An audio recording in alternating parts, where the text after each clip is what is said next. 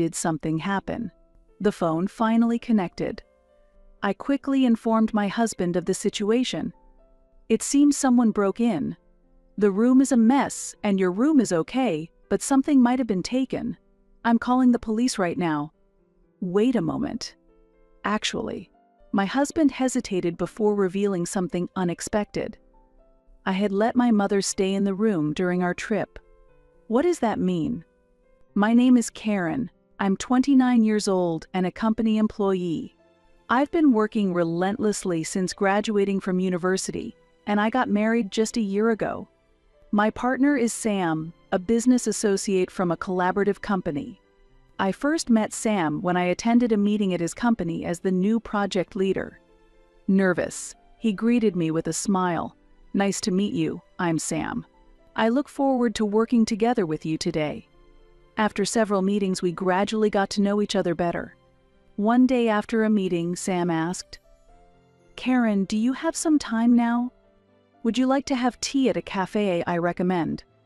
"That sounds nice. I'd love to go," I responded. During our conversation at the cafe, I was drawn to his sincerity and sense of humor, and I found myself opening up to him. "Karen, to be honest, I've been wanting to get to know you better recently. How about having dinner together this weekend?" When Sam said those words, my heart was filled with surprise and joy. Yes, I'd be delighted to come. After that, we began to go on more dates. Sam was always kind and listened to me attentively. It was half a year later.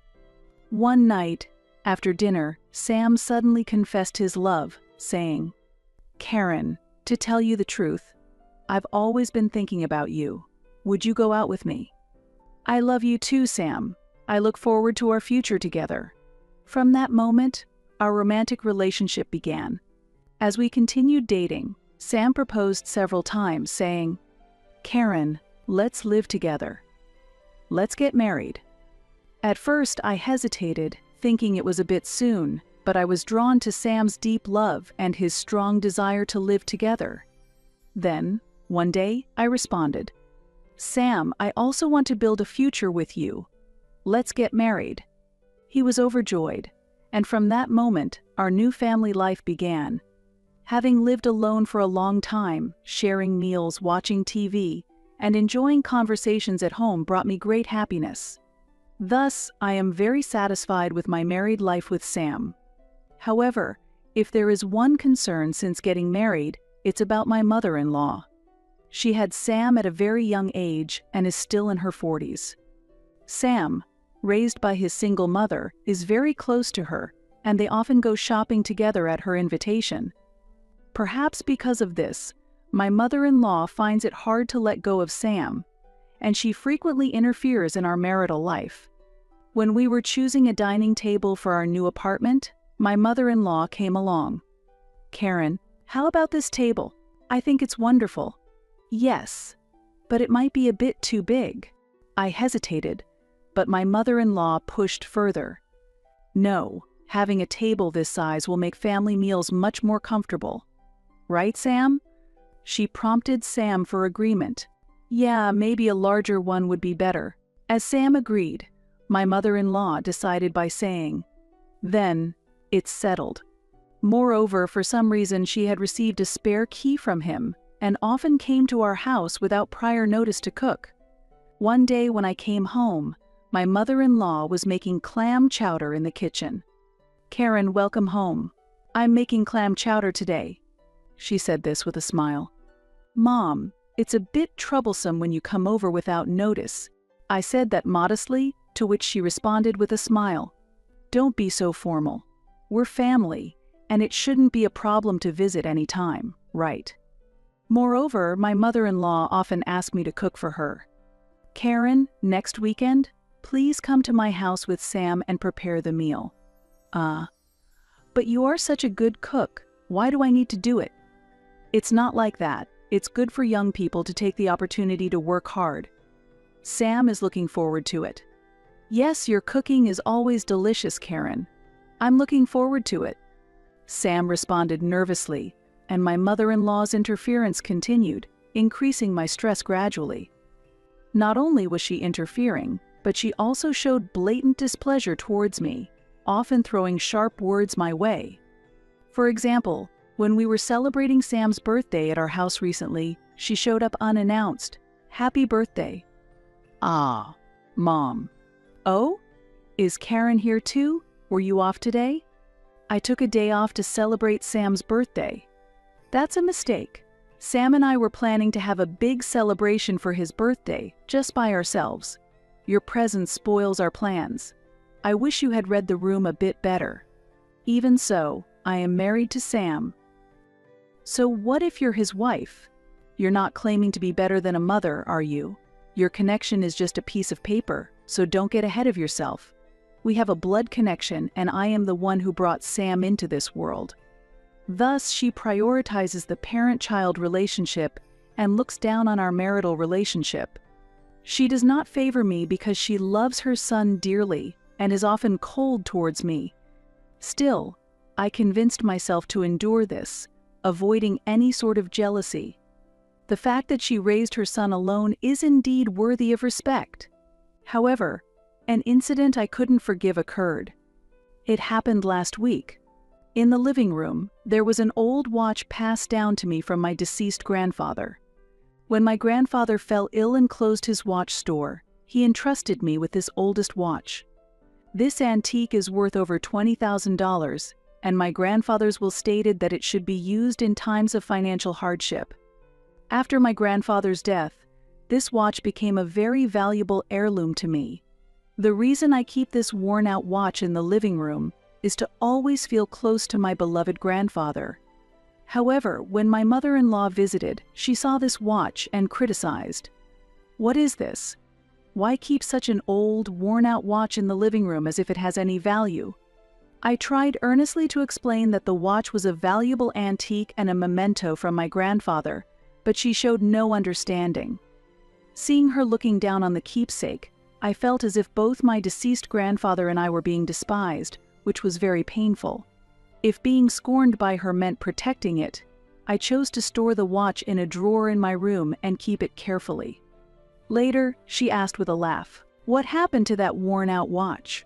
When I replied that it was stored in my room, she looked pleased that things had gone her way, which further irritated me. Of course, after she left, Sam asked, "Are you okay?" and comforted me. I expressed my dissatisfaction toward his mother to him and shared my painful feelings. While he listens to me, he always responds, "My mother does it because she loves me. I'm sorry." I am not seeking an apology from him, but rather his support against his mother. Despite this, he respects both his mother, who raised him alone, and me. Understanding his struggle between his wife and his mother, I could not blame him. As a result, I had no choice but to endure it for his sake. One day, he suddenly planned a week-long vacation trip. I felt a lightness in my heart thanks to his thoughtfulness to ease the tension with my mother-in-law. We promptly took the vacation and departed on a small family trip. At the destination, I thoroughly enjoyed our time together, just my husband and me, without thinking about my mother-in-law at all. It was undoubtedly a happy week. Time flew by, and the day to return home arrived. Sam had to stop by his office first, so I went home alone. As I walked back, reminiscing about the pleasant memories of the trip, I unlocked the door to our house. It was our familiar apartment, but the moment I stepped into the living room, I felt something was off. What could it be? I wondered to myself. I walked around the living room with an uncertain feeling. Wait a minute. I remembered closing the windows and curtains tightly when we left. However, now I noticed the curtains were slightly open and the window lock was undone. The sofa cushions were placed haphazardly, and the TV remote, usually kept in its case, was neatly lined up on the table. It seemed like things in the room had been subtly moved. The room was clean, but as someone who meticulously keeps everything in order, these small discrepancies made me deeply uneasy. When I went to the kitchen, I found that some food was missing from the fridge, and there were watermarks in the sink, clearly indicating recent use. What does this mean? I looked at the entrance, but saw no other signs. I suspected that my mother-in-law, who has a spare key, might have entered without permission, but it seemed unlikely she would do so while we were away. Also, it was impossible for us to have left the window unlocked. At that time, I believed my mother-in-law had some sense of propriety. Then, the suspicion that it might have been a burglar crossed my mind. However, I was reluctant to accept that possibility and forcefully denied the thought. If it were a burglar, there would be more chaos. Everything inside is intact, so this must be a misunderstanding. Sam probably tinkered with something before we left. Despite trying to convince myself, my attempts to contact my husband failed and my anxiety only grew. What should I do if, by chance, someone did enter? As I opened the door to my room quietly, feeling apprehensive, I was shocked by the scene before me. My room was completely ransacked. Clothes that should have been neatly arranged were haphazardly thrown on the bed, and underwear was scattered on the floor. The drawers of the dresser were overflowing with clothes, all jumbled up. The most shocking thing was the state of my desk. Every drawer had been turned upside down, and the contents were strewn about. I hurriedly checked the other rooms, but only my room had been affected. Why just this room? There's nothing of high value here. As I thought about it, the watch inherited from my grandfather came to mind. No way. Why is it gone? I searched around the desk while digging through, but the watch was nowhere to be found. At that moment, I was certain the watch had been targeted. Despite my suspicions about why such an old watch needed to be stolen, I lost my composure and hurriedly tried to contact my husband again. Did something happen? This time, the call connected. I quickly explained the situation to my husband. It seems someone broke in. The room is a mess and your room is okay, but something might have been taken. I'm calling the police right now. Really? Yes, some food is also missing from the fridge. Someone might have sneaked in. Wait a minute. I want to check it out myself before calling the police. I'll be right back. Meanwhile, see if anything else is missing. But I can't wait. This is urgent. Some of my things are also missing. Actually, my husband said something unexpected with an uneasy tone. I had let my mother stay in the room during our trip. What does that mean? Our apartment is close to the station and has good access to downtown, so my mother asked me if she could stay here to keep it safe. Wait, why would you make such an important decision on your own? I wasn't informed at all. Knowing that I dislike her, I was angry at Sam's lack of consideration for letting her use our apartment. However, he did not try to address my anger but simply tried to persuade me. There's no need to be so upset. It's always been like this. My mother comes and goes as she pleases. Just endure it like before. That's not a joke. I can't forgive this. My mother-in-law ransacked the room. It's outrageous to just endure it. Then, suddenly a voice from behind. Karen, why are you so upset? Mom. Are you talking to Sam right now? Why do you speak to my son like that? I'm angry because he decided on his own to lend out the room to you during our trip. How dare you? Blaming Sam is like saying you hate that I'm here. Indeed, I do not wish for you to freely come and go in our house. What? You're really a coward. Karen, don't talk like that. You just blame and get angry at my mother without any basis, acting like a victim, but it's all just your imagination. It was clear that I had actually suffered damage, and it was true that my mother-in-law had used the room, so it was unclear why I was being blamed. Moreover, it was surprising that Sam would defend his mother in this situation. After a while, he came home, furious, and took her side, blaming me. I can't accept such accusations. Karen, this is unforgivable. I forcibly took my husband and mother-in-law to my room to show them the situation. He could not hide his surprise at the disarray. However, she showed no sign of surprise, as if she already knew, and it quickly became clear that she was the culprit. Mom, please be honest. Did you ransack this room? Even if it was messy, exaggerating about it is a bit much. I just forgot to clean up. That's all. If I clean up now, there shouldn't be a problem, right? I was going to do it later anyway. You're being too sensitive." She admitted her wrongdoing but showed no sign of remorse. Upon discovering that she was the culprit, Sam suddenly felt awkward and remained silent, looking down. She began to justify herself. "I borrowed Karen's clothes because I left mine at home. We're not that different in height, and I thought it would be okay to borrow a bit. We're family, so getting angry over this seems unreasonable, don't you think? You're being too sensitive." He then started to agree with her. "I think so. You can't blame everything on my mother just because things are missing. Borrowing things among family is normal, and it's strange not to forgive a little mess." I had hoped for an apology from him and wanted her to apologize to me as well. However, the reality was the opposite. He asked me to apologize to her for my supposedly inappropriate words and presumptuous attitude. Despite it being clear that she was responsible for ransacking my room, seeing him staunchly support her rapidly diminished my affection for him. I felt an increasing sense of emptiness. I had endured believing my husband cared for me as much as he did his mother, but the truth was different. To avoid criticism towards himself, he fervently blamed me and clearly favored his mother, making me feel neglected. At that moment, I felt my heart break, and I resolved to take revenge against my mother-in-law. There's no need to hold back and be considerate towards Sam anymore. I cannot let this go. Before he returned, I had already prepared my response. "Mother-in-law, let me ask you clearly, where did you take my watch? I don't know about any watches. Why would I be interested in that old thing?" While she answered, she couldn't hide her agitation. I was certain that she had stolen it, but no matter what my husband would say, I had decided not to forgive her. I pressed her further. "But mother-in-law, you admit that you made a mess in this room, right?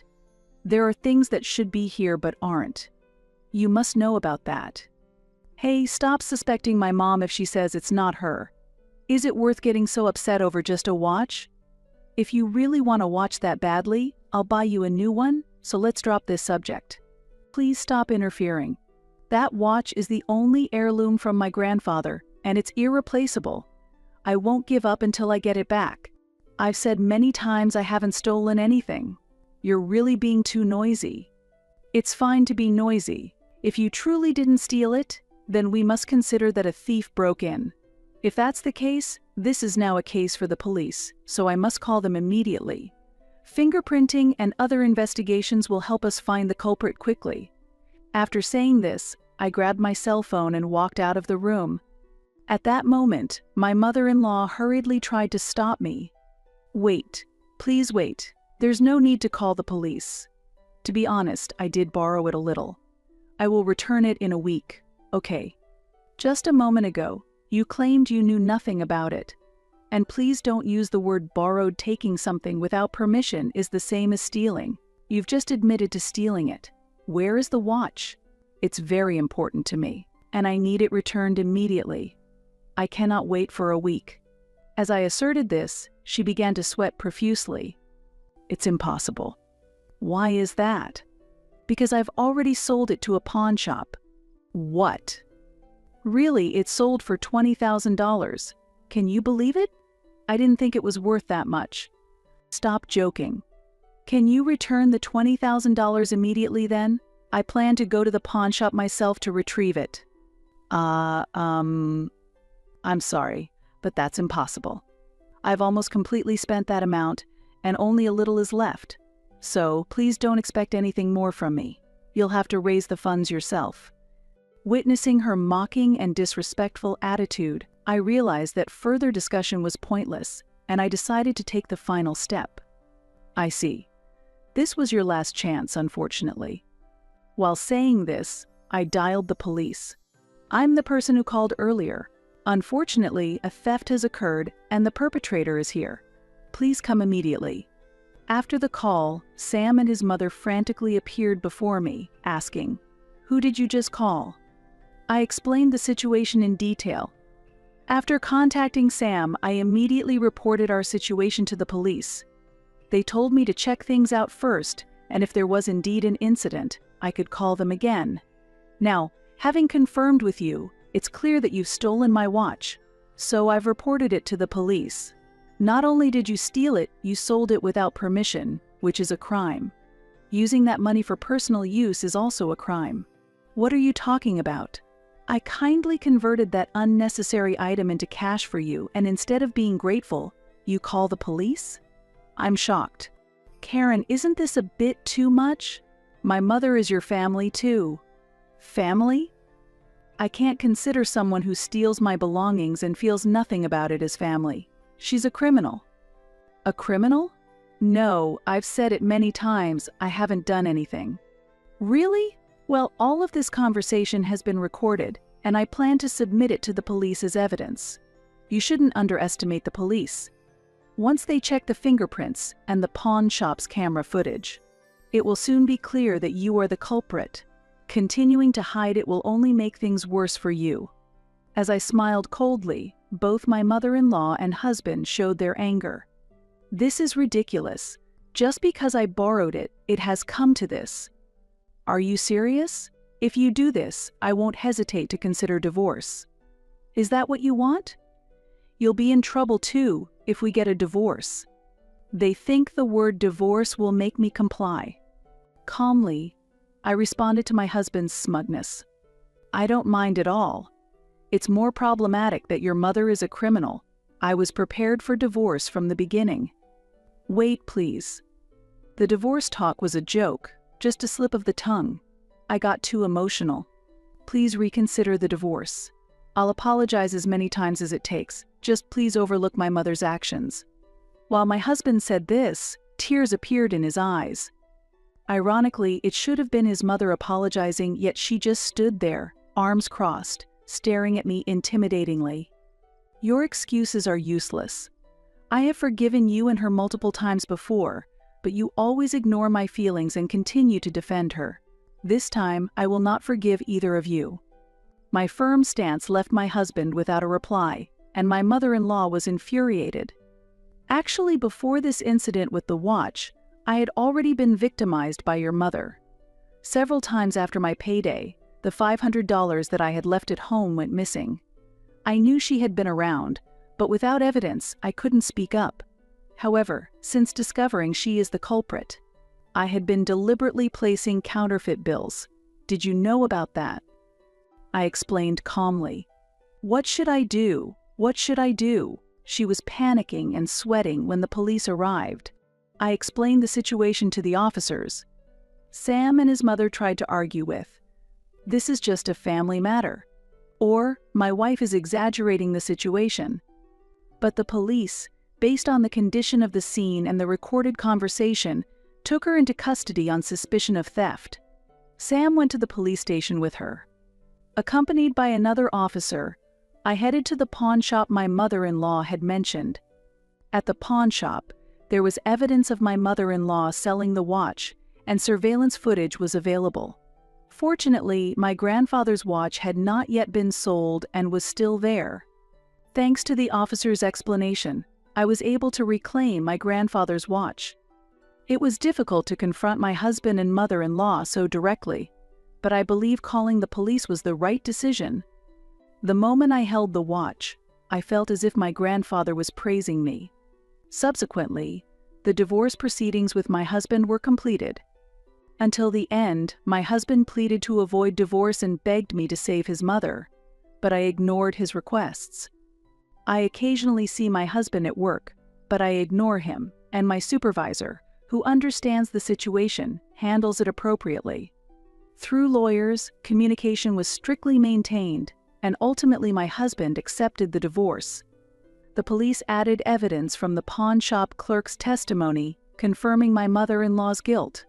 Currently, she is serving a 3-year sentence in prison. Initially, her actions were meant merely to harass me, but after learning that the watch could be sold for an unexpectedly high amount at the pawn shop, she became overexcited and squandered the money. As a result, she lost her part-time job and will likely face difficulties finding employment after her release from prison. What started as relatively minor harassment escalated into a major crime that ultimately devastated her life. The foolishness of her actions is astonishing. Furthermore, since she had no significant savings, the roughly $20,000 needed to reimburse the pawnshop for the watch was ultimately charged to my ex-husband. He is now working hard to earn money for his mother's living expenses, and the details of our divorce and his mother's actions have spread at his workplace, making his daily life uncomfortably scrutinized. Meanwhile, I am free from the stress caused by my ex-husband and his mother, and am thoroughly enjoying my independent life. While my married life cannot be called a success, being able to protect the valuable watch handed down from my beloved grandfather has been a great consolation for me. Currently, I am focusing more on my personal time than on romantic relationships, and I intend to enjoy my single life. I am also interested in finding new hobbies. A new chapter in my life is about to begin. Having overcome past hardships, I am now committed to cherishing myself and fully enjoying my life.